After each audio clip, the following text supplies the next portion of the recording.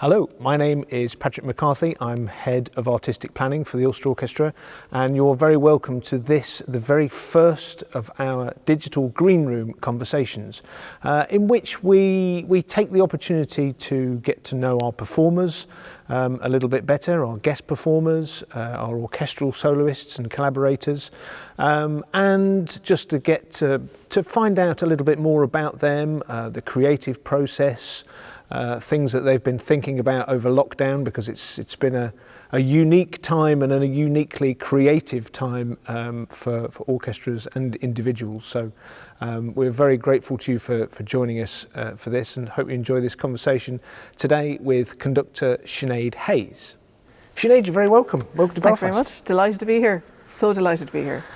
It's been a while since we saw you last, and interesting to hear how lockdown's been for you. From what I see on social media, you've been extraordinarily productive and busy, albeit not in front of an orchestra, but in lots and lots of different ways. Yeah, it was a really strange time, because of course just everything stopped in March, and the diary just was blanked, and that's kind of a scary thing for a musician, but also it just kind of gave me time to think about, okay, what are the things I really wanted to do that I've been putting on the back burner for the last kind of 3 years, haven't had time to do. And I decided I was going to play fiddle in the garden to the garden birds. They were quite appreciative, not so good with the conducting, I have to say. But and then I decided I'd make a little conducting video for Northern Ireland Opera for kids to maybe get into conducting in the downtime.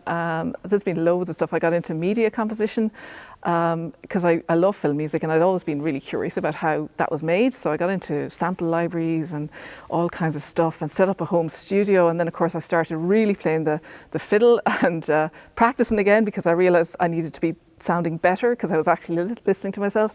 So there was a whole load of things that happened. But I think for the first few weeks there was just a kind of a shock of just kind of, okay, what's going to happen now, and that complete uncertainty, and then I went from there, really. Yeah, it has been, of course, an absolutely unique time, but I've been really pleased, I think, in how the orchestra's responded to it in exactly that same sort of very, very productive way. And I don't think we've felt the absence of audiences, of course we have, and that's the main thing that we exist to do.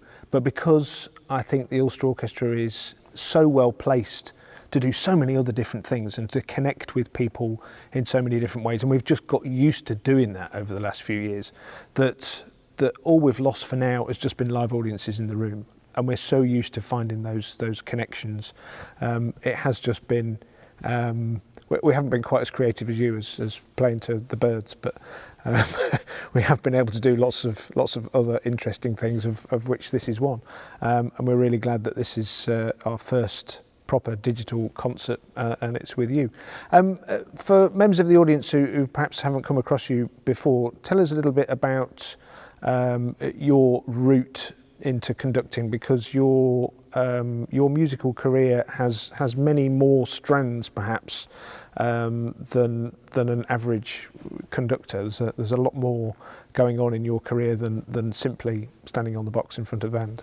Definitely, but that is such a joy, and I can't even tell you how much I'm looking forward to actually standing on the box again tomorrow when we start. But yeah, it's been a circuitous route. There's no denying it. I did music as a child, and obviously in the west of Ireland we have no professional orchestra, so I decided I would do structural engineering. And as you do, because there's always going to be a need for buildings. Everyone's going to need to live in a well-constructed house. So if you need an extension, I can also do a little bit of that on the side. It's totally fine. But then I went back to music when I was I stood in front of an orchestra when I was 25 for the very first time. And that was late, and I realised that was so late. But the switch flicked, and that was it. I'd found the thing, and I went back, did my music degree, got Guildhall violin lessons with an amazing professor who had played in the Vienna Philharmonic. So all my questions when I hadn't practiced were about the conductors he played for, and he has played for all of them, Bernstein and everybody. So that kind of just set the fire under me, and I got a place in the Royal Northern, and worked as a freelance engineer the summer before the Northern, and that funded my year in the Northern, and then that was the last bit of engineering I did. So since then it's been varied, I think is definitely the word. I mean, I worked a lot in the UK, had a choral society, amazing bunch of people in Bury in Manchester, and then, you know, lots of youth orchestra work, and then all the time just building. You're always building skill, you're always trying to get flying time, trying to find what works and then find what doesn't work, and then hopefully never do that again, and then just building up more professional opportunities. And then I moved to Berlin, where I just was immersed in opera, and also playing a lot of trad fiddle gigs, and, you know, being a bit of a rock star in the Irish pubs, which I absolutely loved. And I miss gigging. I miss just literally being an anonymous person on the stage with a fiddle, just playing. It was just one of the best things in the world. But then since then, I've been doing a lot of work with Hard Rain. So I'm now in my 8th season as their principal conductors. They're the contemporary music group here in Belfast, and I feel very, very lucky to be able to work with a group of that calibre on a regular basis. And yeah, we're kind of all in it together, a bit like anything with new music. It's a collaborative effort. So it's not me telling them what to do, it's we're all figuring it out, which is, I love that way of working. I love that collaborative experience. So, and they've helped me find what doesn't work a lot. And, you know, they'll tell me if something isn't helping, which I think is so useful for a conductor, because you don't usually get that feedback, and you kind of can't invite it. Certainly in front of an orchestra, it's not something you can invite, but when you're working with a smaller group, it's welcome feedback, actually. So it's been yeah, definitely varied to get to here. I want to pick up more on your time with Hard Rain, because that's very interesting to me, that kind of collaborative way of working. And I hope it's not the antithesis of the relationship between a conductor and an orchestra playing the great European masterworks of the last 300 years. But we'll perhaps come back to that in a moment. I'm interested in your non-classical route through, perhaps not to here, but alongside here, and whether you think your time as a trad musician, as a fiddler, has any sort of crossover. I've always had this kind of thing that classical musicians spend too much time with a piece of paper in front of them, and there is something slightly limiting about that. And right from, you know, when you first pick up an instrument, you're given your tutor book, and it's page 3 to page 6, and it's little F and G march, and it's all this kind of code, and it's all a written code, and it's all the interpretation of that. And my worry has always been, and I'm afraid I've projected this onto my children, and this is how they've had to kind of get to grips with learning their instruments in a slightly adjunct kind of a way, is that we spend too much time with the written code, and that if musicians could develop whilst being free of that code. I mean, all right, we've all got to learn the music, and you've got to learn how to read in the same way that you learn how to read a book or read a newspaper or whatever, but it is a kind of limiting thing, I think, to be stuck on that page, and it's a liberty that jazzers and trad musicians don't have to kind of worry about, because they just take it for granted. Exactly, you do. I mean, as a trad musician, it's flexibility really. It's that feeling that you can stray away from the notes, because obviously in trad music, when it's written down, that's just your bare skeleton. But that has so many parallels for, you know, Baroque and even, you know, early classical music. How it's written down is just a basic guide, and you have all that, you know, oral tradition that was inherited by those musicians as they learned it. And it's the same for trad musicians. We've kind of learned it, you know, it's been passed down how to play this music, because it doesn't look the same on the page as it is when you play it. And, you know, when you get further along in your kind of trad journey, you're always thinking of variations. You're always thinking, how am I going to vary that? How am I going to change that? How am I going to kind of bring that over the bar line and do something kind of nya with it, really in an interesting way? And that's all spontaneous on the spot. And that flexibility, I have to say, as a conductor, I love keeping things open, which must seem like the scariest thing in the world for orchestras. So I'll rehearse things a few different ways, and they'll be like, we did it that way yesterday, and you wanted a different way today, And then in the concert, so I love that. I like it's spontaneity, and it's that kind of maybe not knowing what we're all going to do, and it's like the best chamber music. You know, it's happening in the moment, and like, you know, world class string quartets will try different variations and different ways of doing and phrasing, and like, you know, colouring notes, and that's what I would love to bring. I'd love to kind of bring that kind of trad mentality to an orchestra, and I hope to do it. Obviously, with distance, and you know, we're in a different situation now, because you can't rely on your ears and your instincts in the same way as we used to when we were all sitting beside each other. So that's going to be the challenge. That's going to be the kind of trade-off, maybe a little bit. But I always do that, and I think it does freak orchestras out when you say, no, well, it's 2 up, 2 down. No, it's 4 and 4. I really want to make, and they're like. But it can be, and this is the beauty of it, it can be so many different variations of that. And I think, especially with classical music, especially with the music of Haydn, you know, he brings that kind of expectation of, oh, this is the normal way, but then he'll sidestep and he'll sideswipe and he'll say, oh, no, but I fooled you. And I think for us to get into that spirit of kind of spontaneity in the moment, that's the total key to this music really coming alive for the audiences today. Because I mean, we've heard this music so many times, and to somehow have that kind of spontaneous freshness to it, that's the key. Yeah. God, I absolutely, completely agree with that. And as an orchestral player, that's what I always wanted. I didn't want someone to just lock it down for me and say, from the box, it's going to be like this, it's my way. Don't give me that. Give me the space, and give me the sort of the facility to, well, it's that space, there's no better way to describe it, to listen to each other and to bounce off in the same way that you would if you were in a small informal setting, in a jazz group, in a trad group or whatever.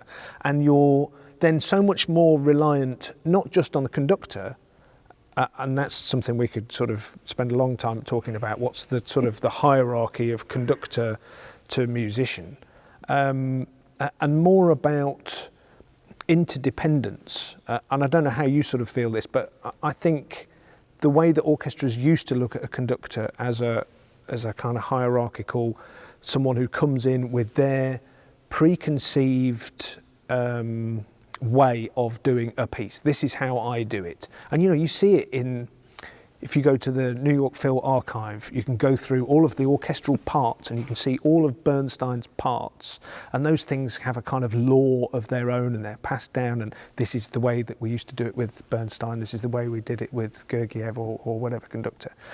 Oh, how kind of limiting. And I'm much more interested in bringing people here who will be facilitators, and the kind of just the focus point for a collective interpretation. Yeah, that's the dream. That is actually my ideal way of working, is when that's happening. And like 50 musical brains are better than one. You don't need to be a mathematician to know that that's just how it is. So and if there's a way then, as you say, to facilitate, the person at the back desk of second violins feeling like they have an artistic input into the process, that's engaged, and that's music making that everyone will just be involved in, and that's the dream, because that's, I think you're absolutely right. The role of the conductor has changed, and how we see conductors has changed, and definitely the challenge is to have enough authority so that you do enable, and that you're not limiting with lack of technique or something that you're doing that's causing trouble. And also it's good to be able to step outside yourself and say, no, that's not working. Exactly. Down, yeah. And sometimes I just a player would say, this is great, just give us a downbeat, and actually that's sometimes you just need to be reminded that all of this stuff is fine, but setting a tempo that's really working, and then letting people loose and letting people have the space within that tempo, that is ideal, especially like Haydn and Mozart. That if you set the right tempo, you can't really lose, because it's got the feeling. But yeah, if you're stuck in the wrong tempo, that's a nightmare. It's got its own drive and its own energy when Completely. you just find that tempo sweet spot. Tell us a bit more about Hard Rain. So for those of our audience who maybe don't spend so much time listening and experiencing contemporary repertoire, just tell us a bit about your role with Hard Rain and projects that you've been involved in with them over the last 6, 7, 8 years. Yeah, 7. Yeah, nearly 8 years. It's a small group, so we're a Piero ensemble, so that means we have 5 instruments at our core, so it's piano, clarinets, flutes, violin and cello.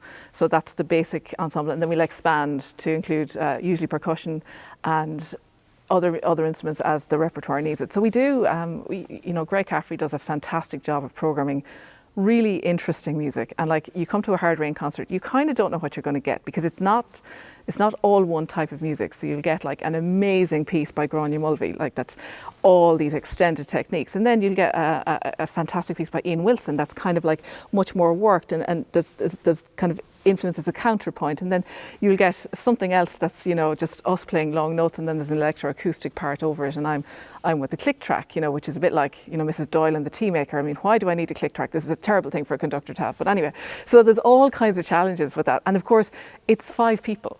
So do they need a conductor? And I have actually conducted a duo with Hard Rain because the music is so complex that you are just facilitating. You're allowing them to play, and you're not saying, well, here's my interpretation of this duo and this is what I'm going to conduct. So you kind of have to park your ego at the door of every Hard Rain rehearsal so that you're just there to help make this music come alive and like bring it to life. And I think that's the key, because some of these pieces it's the first time we're ever performing them. You've got an audience there. Someone might be there for the very first time, and this is what I always think. If you're in the audience for the very first time, hearing maybe your very first concert, and you'll go out thinking, well, that was amazing. Is every concert like this? And yes, it can be, because we will have delivered something that's incredibly engaged and engaging and total commitment. Even if, we've had, moments with the piece that we're not quite sure that we're 100% behind it or whatever, we will absolutely deliver it. And I love that about Hard Rain. We have very short rehearsal periods because we don't have the funding for long rehearsal periods. We wish we had the funding for long rehearsal periods, but it has to go together very quickly, and that's why I'm there to really help that. And then we deliver, and every time it's just an incredible feeling when that happens, and you hear an audience kind of, engaging with this music that they have no understanding of, or they have no experience of. That's the thing. So it's like nothing they've ever heard before, but they come with open ears and they're sold on the energy, they're sold on where it brings them, the story it tells them in their head. So I just think that's the key. And if everyone could approach new music like that, with an open ear, like a blank canvas ear. So like I had my 2-year-old niece in New York. She actually watched she watches all our Hard Rain concerts, and like she'll clap after certain pieces, and certain pieces she wouldn't be too sure about. And that's the brilliant thing. So if my 2-year-old niece can have an opinion, everyone can have an opinion. Fantastic.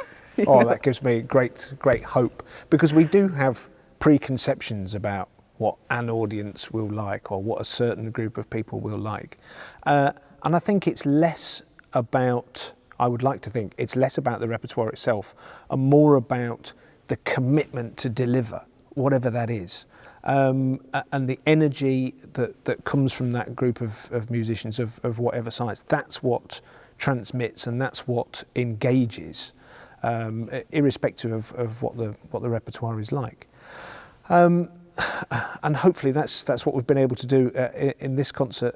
You're going to work with the orchestra for 3 days now, and then we go out on Friday night. Really looking forward to this programme of Stravinsky and Mozart and Haydn. So all familiar repertoire, but with an orchestra.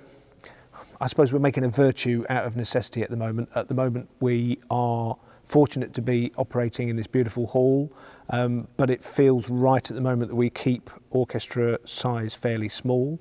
So that's focusing our attentions on certain pieces of repertoire, and we leave Brahms and Tchaikovsky and onwards for later on. But that's kind of no bad thing. It does mean that we can spend more time with smaller Haydn symphonies that we might not normally get chance to do. And hopefully you'll feel that the group is small enough to be able to do that sort of that interdependence sort of piece that we spoke about before. But I hope you'll enjoy that. So what comes next for you after this first journey back into orchestral life? Are you continuing this huge range of diverse activity on and off the concert platform? What are the next few months of emergence from lockdown look like for you? Well, hopefully emergence, absolutely. I probably will continue. I'm actually working remotely with a youth orchestra in Athenry, which is in the same county as me at home. So we are going to record a Raymond Dean piece. It's actually a really, really nice Raymond Dean piece, completely different to his usual style. So we've got funding from the Arts Council to do that. That's going to be hopefully in July. Before that, I'm doing an online carillon project with about 200 young musicians in Cool Music and Arts, which is in Gort in County Galway, and we're using the life of Turlough O'Carolan. I've devised this project that looks at the life of Carolan. They learn some trad tunes because they're all classical musicians. So I'm teaching them trad, and I'm taking them out of that. You bow it like this, you play it like this, and they're getting a taste of that freedom that we spoke about. But also I'm using Carolan, who lived 350 years ago and had 7 children and was a professional musician in the west of Ireland. I'm using the fact that he needed money and he needed to be paid to hopefully instill this idea and plant that seed that professional musicians need to be paid. And there is a value to music. There's a value to professional music. So this is my way of while obviously delivering a music project as well, maybe trying to start to shift that attitude of, sure, it is grand, sure, and it's fine playing down the pub, it's grand, like, aren't they great to be doing it? Sure, that's a hobby, would you do it for, and he used to do it for food. But my point is that he had 7 children in Mohill in County Leitrim that needed feeding as well, and they weren't with him, so he needed money and he needed means.